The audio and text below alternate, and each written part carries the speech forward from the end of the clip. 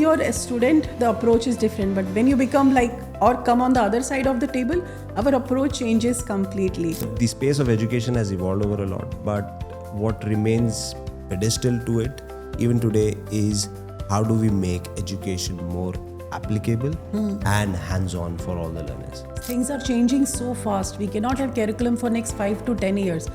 I think I totally agree with you when you said it has to be revised every 6 months. In education, there are only two stakeholders. One is the student whom you're catering. So the parent is a stakeholder that gets tagged to the student. So student becomes one of the primary stakeholders. Second is the corporates or the industry for which you're preparing the student. Companies are not right now, but in near future, they are not going to hire by seeing the certificate or the degrees. They are going to hire by seeing if you can do the work, just come and join us. Over a period of time, we as education sectors will also be ready, maybe not 100%, but with the primary skills that is needed for a student to build a career. Hello everyone, welcome to Business and Leadership Podcast, Iota to Alpha. Today we have a very special guest, Gladwyn Victor. He is Vice President and Head of UAE Campus for one of the biggest institutes in the region. With over a decade of experience in educational sector, he has been instrumental in establishing higher education institutions, scaling education center from small beginning to thriving campus. So let's welcome Mr. Gladwyn Victor.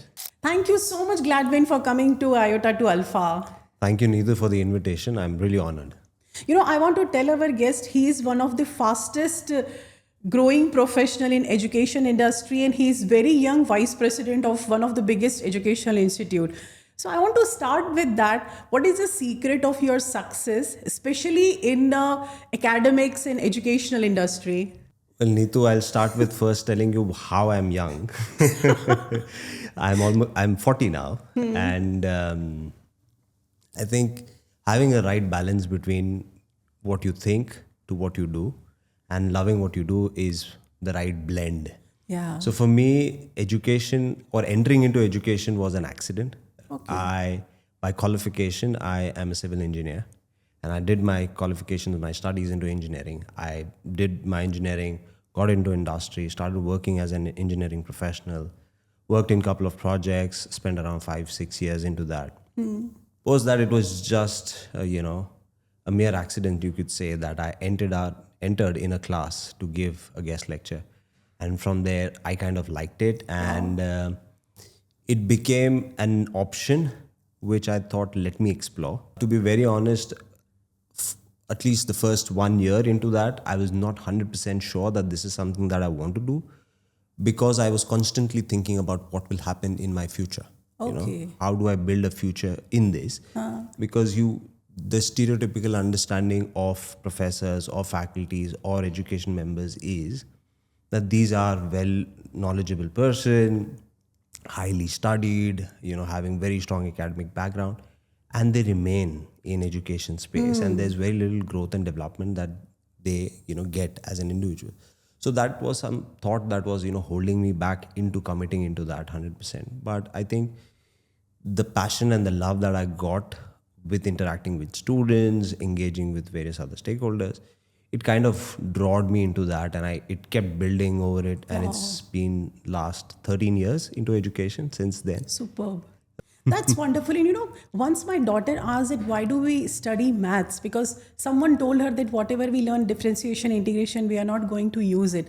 And as you said, that civil engineer, I think by studying engineering or mathematics, it's not only about the knowledge, it's about we develop the muscle for problem solving. Exactly. And I think you did that. And I see that as a secret of your professional success, because you know how to figure out ways. Yes, that's probably one of the correct thing pointed out, that in the process of going through the engineering while working on projects, that was one of the core skills that got developed, and my muscle memory started behaving like that. Yeah. That every obstacle is now as a challenge. That's right. So I don't generally use the word problem. I use it as a challenge, because problems has a negative tone to it. Challenge has a positive approach towards it.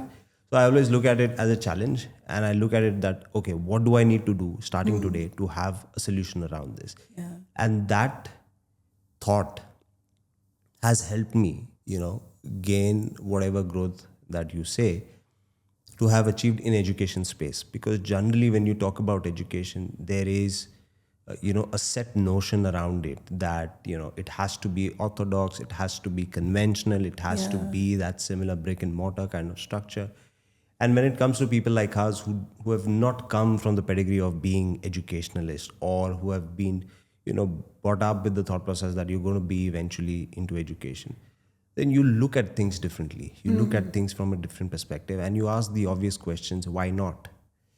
And in the process of answering those questions of why not we can do it this way, you end up making something beautiful. That's right. And I think most people don't know, I started my career as a lecturer in engineering college. So I taught for 4 years before I joined the corporate world. And then I started my business. But very yeah, nice. what you said makes sense actually. One thing I see is that when you're a student, the approach is different. But when you become or come on the other side of the table, our approach changes completely. True, very And true. you would have seen in last couple of decades, the education system has changed so much. So what challenges have you faced? Like if one of the challenges was really big, and then how did you overcome that? See, I'll begin with the thought process with which I got drawn into education. Okay, when I finished my engineering and when I was on my construction project, my day one, okay, at the job site, I was like an alien in a planet which I had knew nothing about. Even though I've spent 6 years studying my diplomas and my engineering, I knew zero about that side, because whatever was being taught to us was so either outdated or out of practice that the industry had very rapidly evolved. Yeah. And none of what was taught to us was implemented anymore in the project side. So my first couple of months started with first understanding the 101s of constructions, knowing what is called what and how and things like that. From there, it all started building. And when I went for my first guest lecture or first session, I tried to do the same thing. I gave them what the book didn't have, and I told them what the project sites generally do. And it got a very overwhelming response from the student. And that clicked me right that this is what is missing in the education landscape today. That there is a big gap in terms of what is practiced to what is being taught. Yes, of course, I'm not saying that whatever is being taught is completely out of place. It builds foundation, it has basis to it, but it has to evolve. It has to, it cannot have a 6 years, a 5 year or a 10-year plan of curriculum revision. It cannot be that. With the way how technologies are growing, the content has to change every 6 months, if not a year. Yeah. So that was one of the challenges, that how do you make education more applicable? How do you make learning more relatable, that when somebody passes out, finishes their qualification, they're able to go and start applying right from day one, and that they don't need to be trained by their employers for the particular job skills, because that's a very sorry situation that we have today. I'm saying from the employer's point of view, that irrespective they hire people from the top of the top business schools and graduate schools, they have to spend 3 to 6 months training these people before they could actually put them into meaningful tasks and activities. And that's the gap which we identified that we have to resolve. And my last 13, 14 years, I've been doing that consistently with every project, with every program, with every institution that I work with. And fortunately, I would say I'm fortunate in that sense that I've seen both the brick and mortar side of teaching and delivery and the COVID side, where everybody was trying to figure out how do you teach in a scenario where you cannot be in front of the students. Yeah. That's where everybody learned how to teach with online, work around with a lot of tech and technologies and all of those aspects. So yeah, I think It is challenging. the space of education has evolved over a lot, but what remains pedestal to it even today is how do we make education more applicable and hands-on for all the learners. That's right. And what you said completely makes sense, because things are changing so fast. We cannot have curriculum for next 5 to 10 years. I think I totally agree with you when you said it has to be revised every 6 months.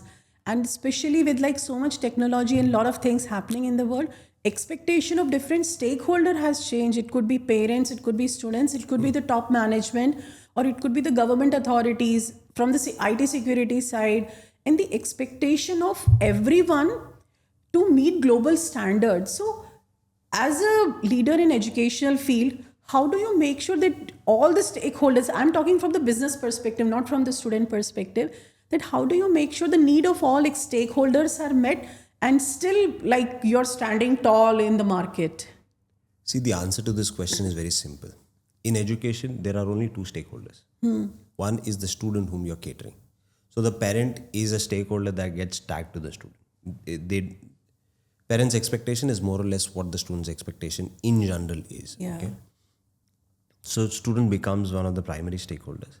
Second is the corporates or the industry for which you're preparing the student. Wonderful. Okay.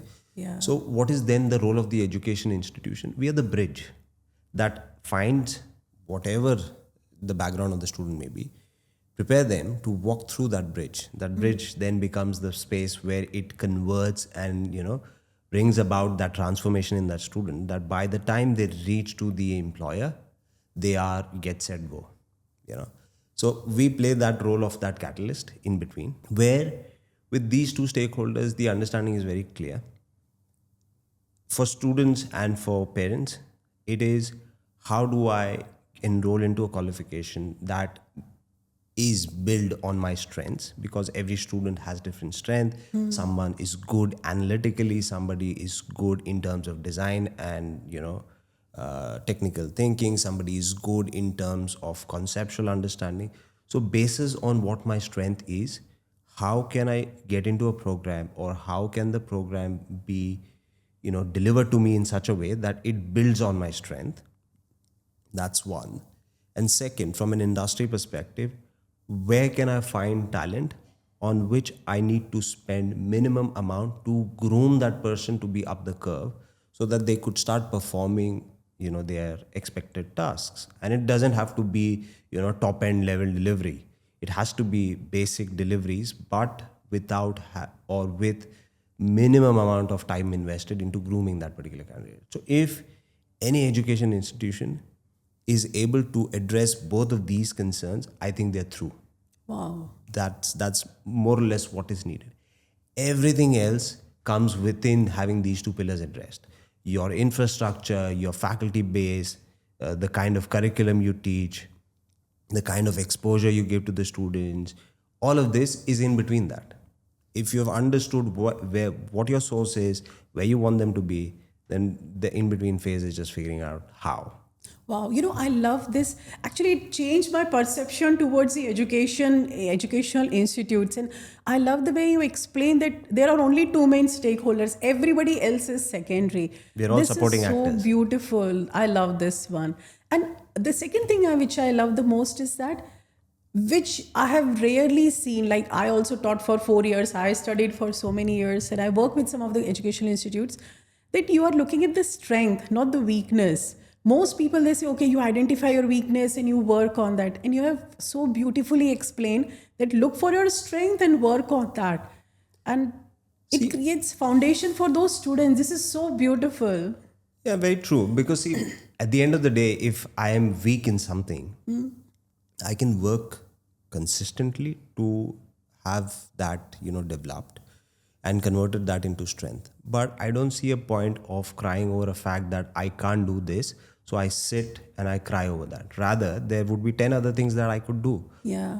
It only makes logical sense to work on the 10 other things that I'm good at than to cry over the one that I can't. Yeah. So that's the basic understanding. This is amazing. Did you ever see any, if we talk about these two main stakeholders, do you see any unrealistic expectation either from student or from the corporate world that, okay, this is something crazy, like you should not be expecting it from us? So something like bizarre, unrealistic one. Secrets are coming out now. Yeah, so there are a lot of, especially from, the students or the parent stakeholders. They feel that if I get entered into, a top graded institution, it is going to be that, what's that, the school which Harry Potter went, Hogwarts, is it? Yeah. Yeah, so it is something of that magical la la land that the moment I enter and the moment I exit, I'm going to exit with an X amount of package. I'm going to have a corner office chamber and there'll be people coming in, walking in front of me. I'm going to be suited, booted all the time. That doesn't happen. Yeah. Everybody has to start from the scratch. You have to start from the base. You build your base, and that's how you sustain and you grow. Well, yes, there are exceptionals where people may not have or do not need to start from the scratch, and they would get a leg above the others. It could be because they would have exhibited something of that skill, or it would have been something that inherently comes to them. But other than that, most of the successful business leaders you see are the ones who have carved their way from the bottom to the top. The ones who are automatically placed at the top, there are very few success stories around those. And it becomes difficult to stay there. Reaching there is easy, but staying there is more difficult. True. So that, I think, is something which is an unrealistic expectation from a student's perspective, or maybe from a parent's perspective more so, that if I do this, and if I enter through this, I'm going to have a beautiful future. So that's You have not to the put case. efforts for that. So we only hear about the success stories of Harvard's pass out. Yeah. We don't hear about the failures, or those That's who have right. not been able to make it that big Yeah. from Harvard. And I'm 100% sure that there would be Yeah. there would be That's a lot of very true. cases who would not have made that big, even if they have entered in that such a big or a reputed institution. Exactly. And I don't blame it's not the institution, it's the mindset with which you enter into that institution. If you're ready to put all your efforts and develop yourself and your skill sets, and you keep that control in your hand, you do good. But the moment you pass the onus that it's not my responsibility to do good, it's the responsibility of all the others in the institution to make sure that I do good, Taking ownership of your own life that doesn't and work. success. That That's doesn't right. work. This is beautiful, and it reminds me of the lot of study done by Dr. Carol Dweck and Dr. Angela Duckworth on like the grit and the growth mindset are ultimately the only parameters that define that how long somebody will go in their life. And you would have seen, because being in this industry for more than 15 years, you would have seen a lot of students they come very young and they learn a lot of things. What is it, one skill do you see which, like, because in 15 years you would have seen somebody like was in college and now where they are in life. So what is the one skill that you see that you feel, okay, this person will go really long in their life, and this person, if they don't change, they are not going to go far ahead? It's difficult to point it out to one particular skill, to be very honest. As I said, it's a journey, and there are phases. Okay. So at every leg of your journey, there is a different core skill that you need. And you need to be good at that. You need to be polished at that. And then when you change your phase, then there's another set of skills that you need to learn. So when you are in your beginning, when you start your careers, I'm saying from a student's perspective, right? So when you're in the beginning, when you're starting your career, you need to be solid in your core skills. You need to know the technicalities. You need to know the know-hows. You need to know how to get things done, right?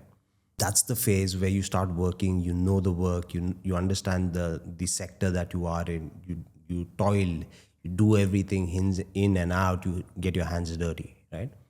Once you're through that phase, you get to a mid-manager range. That's where you learn people management skills, where you learn how to now delegate work, get things done, supervise, monitor things, and have a tighter control when you are not when you're not the one who's physically doing it. Once you've gone that phase, you go to a management or a senior person level. That's where the skills of knowing how to resolve situations, problem solving skills, communication, because at that position, you are not the one who's doing, you're the one who's communicating what needs to be done.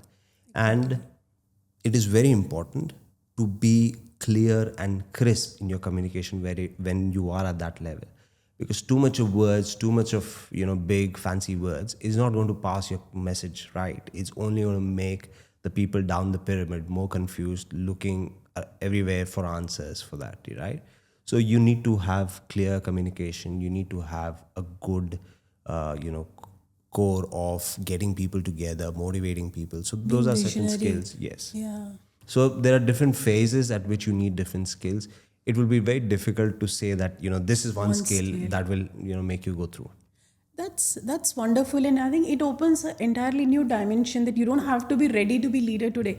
You just have to keep developing those skills. True, very true. Yeah. See, unlike very few people in the world who I could say were born leaders, either they were born with the robe next to them, or they had that opportunity passed on. Most of the leaders are made out of situations and circumstances. Okay. When a situation arises, okay, the one who decides to take the ownership and control of that particular situation has already stepped into the leadership role. Yeah. It doesn't have to be that somebody has appointed you and crowned you as a leader for that particular, situation. If you have only decided in your mind that, okay, this is a problem, let me get my, self into it and let me try to resolve this. It doesn't matter whether I succeed or fail. Just the sheer thought that, okay, I will try to get this resolved is the birth of a leader.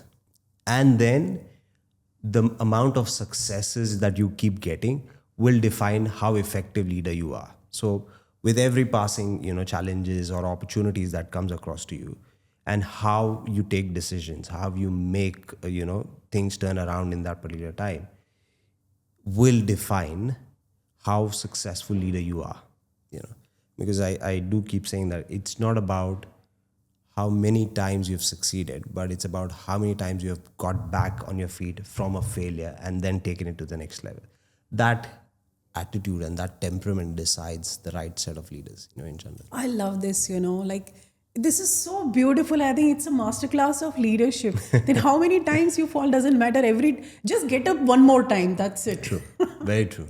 Very true. This is beautiful. And recently I read article, in fact I wrote about it also, that paper ceiling is crumbling. That means that companies are not right now, but in near future they are not going to hire by seeing the certificate or the degrees. They are going to hire by seeing if you can do the work, just come and join us. So being on the other side of the table at the educational institute, how do you see that? What will be the mindset of students and parents, and how you make sure that still their degrees are relevant in market? See, very true with respect to your question. And we are seeing that today.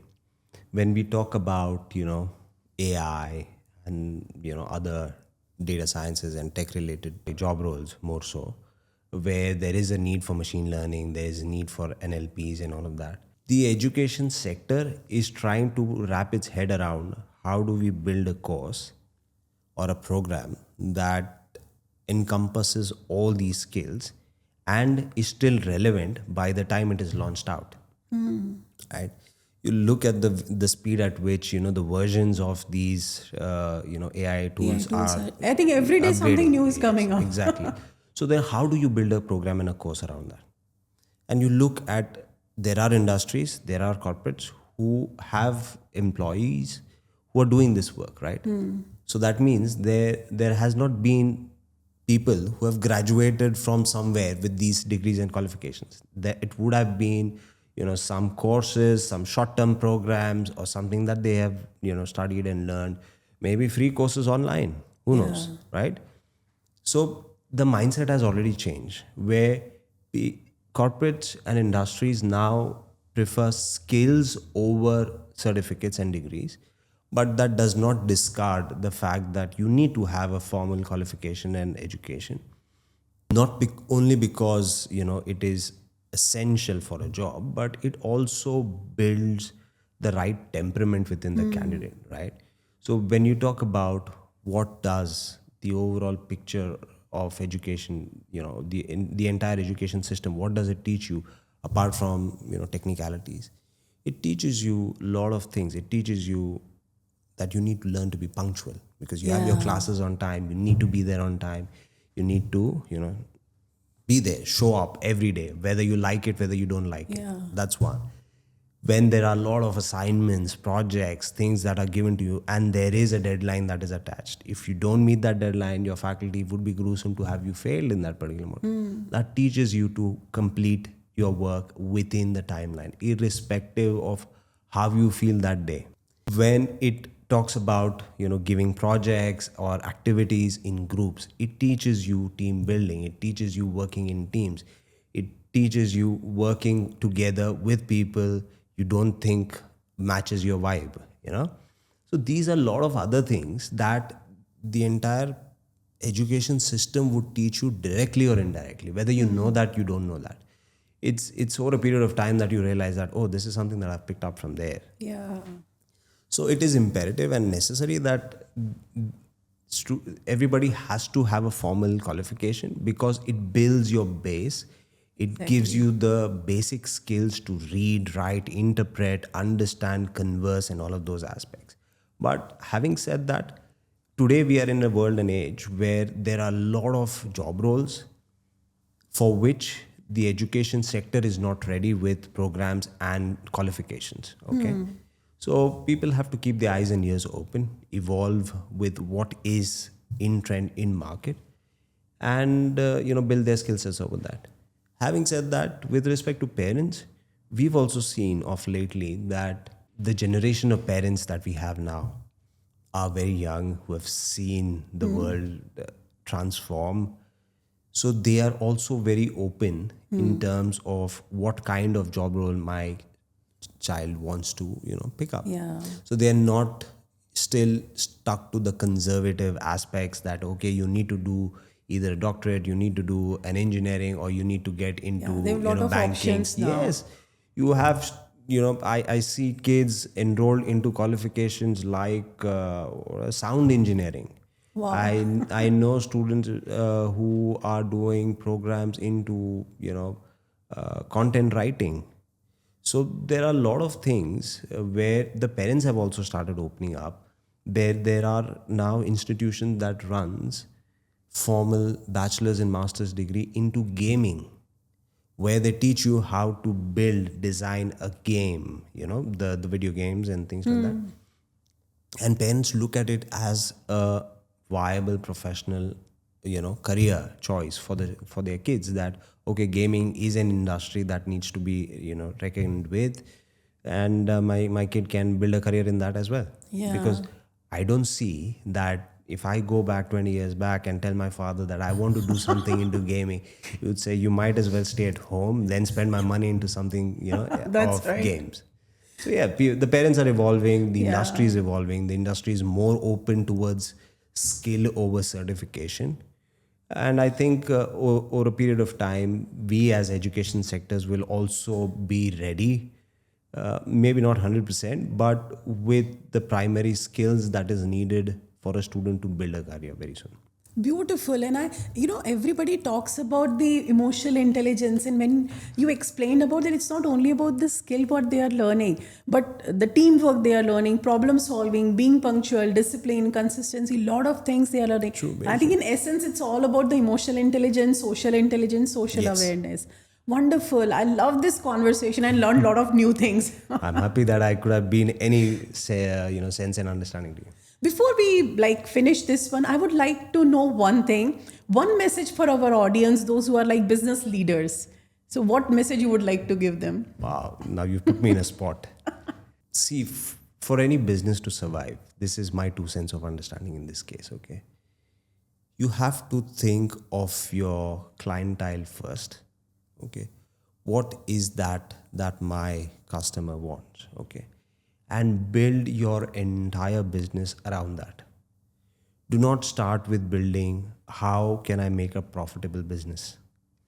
Because I see a lot of startup these days think of having somehow their customer base engaged with them with a lot of freebies, and in order to ensure that these freebies are awarded, they get a lot of fund raised and burn money of their VCs, and when you burn money, you have created a pseudo inflation of demand, okay, where you feel that because there's a lot of freebies being awarded, a lot of people are flocking onto your product.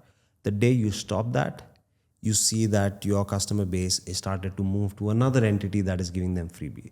That means you have not really understood what your clientele wanted, and you have not given them something that they would want to come back to you, okay? So even for us in education, and especially our institution, we have always been a student first center. Our operations has always been student centric. So any and every decision that we take in our organization, we don't look at the bottom line first. We look at how will it help my student do better? How will it help the corporate where my student is going to go? How would it help them better? If those two boxes get ticked, then the decision has to be made. How it will affect our bottom line and how do we need to do or what do we need to do to ensure that, that's the business side of things. And that's where people like me, people like other the ones who run the business, that's where their intelligence and understanding comes into picture, that you deliver, you give what your customer, your client wants, but you still maintain a steady flow, a state of flow in terms of your bottom line. So I think Superb, I if you're love able to this. manage that, you're through. Yeah, this is so beautifully you have put actually that in Six Sigma we call it voice of customer. So keeping customer in focus. Thank you so much for sharing your years of experience in such a small time. Thank It you was so much. absolutely my pleasure, Neetu. Thank you for the invitation once again. Thank you. And you follow him on LinkedIn and other social media platform and his educational institute as well, because they are really doing a lot of incredible work and a lot of projects are there and a lot of collaboration is there between the educational institute and industry. So if you're interested in that, please follow him. Thank you so much.